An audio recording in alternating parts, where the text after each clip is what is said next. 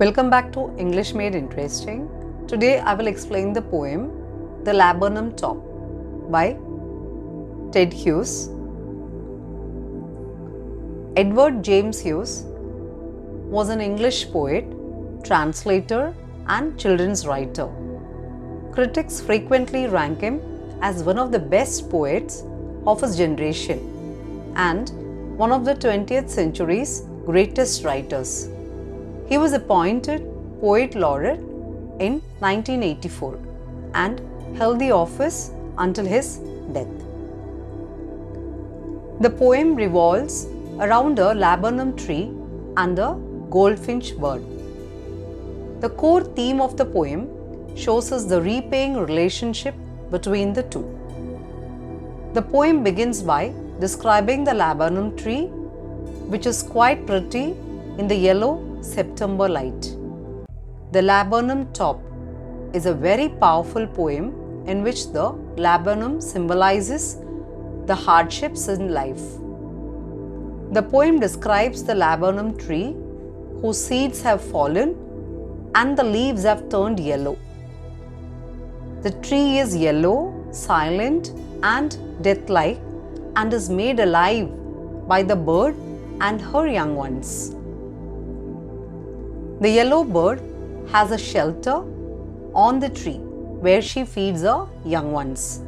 But as soon as the bird leaves to fly in the sky, the tree becomes silent and death-like again. Now I'll explain the poem.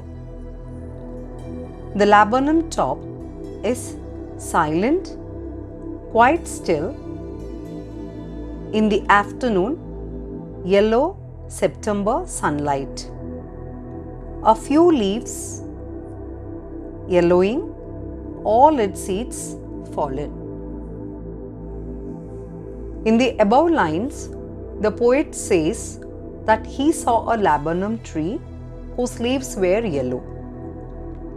The tree's top is still and silent in the daytime of September month. It is autumn season and all the seeds of the tree had fallen. The poet has used the word yellow for leaves and sunlight.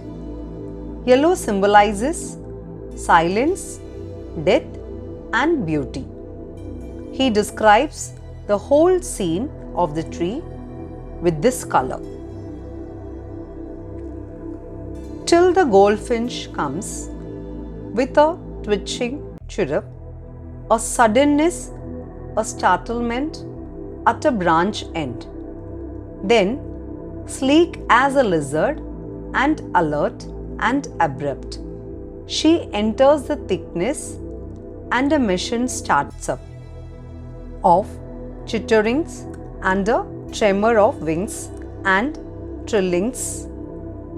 The whole tree trembles and thrills, which means a goldfinch bird comes to end the death-like scene of the tree and makes a sudden chirrup sound. The bird, while being rapid, alert and taking care to be very cautious like that of a lizard, sits on the branches of the tree.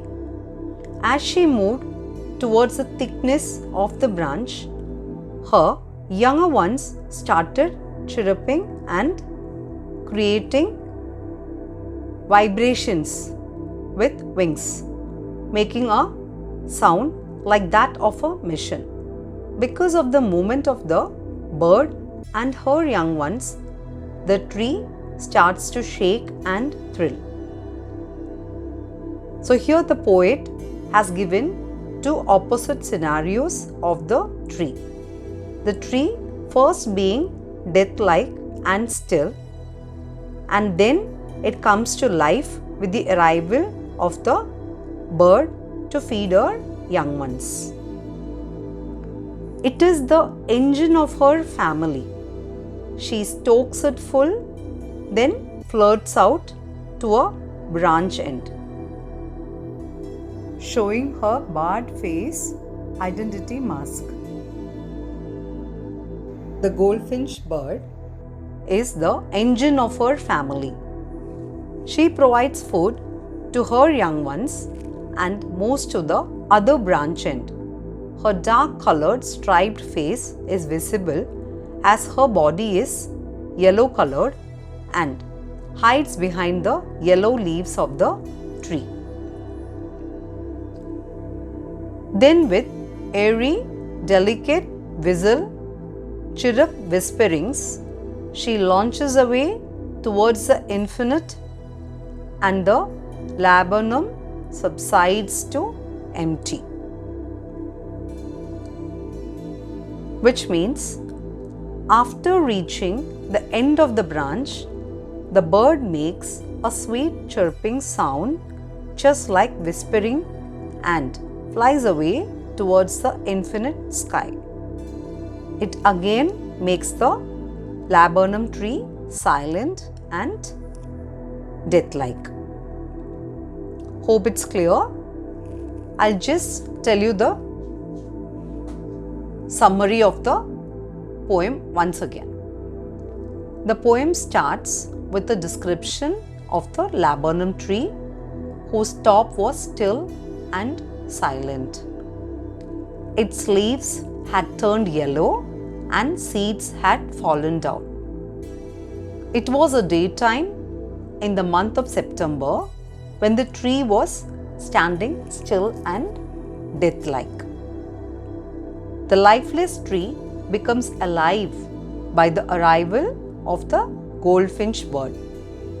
She came to feed her younger ones who are on the thickness of the branch. The tree is her shelter. She arrives at the end of the branch with the chirping sound.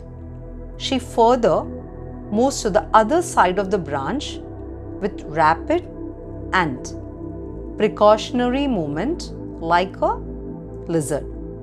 As soon as she arrives, her younger ones start chirping like a machine and vibrating and flapping their wings. The death-like tree becomes alive and it trembles and shakes. After feeding them, she flies to the other side of the branch. Her dark colored face with the yellow body was barely visible as she vanished behind the yellow leaves. She flew away in the sky, leaving the tree death-like again. Hope it is clear.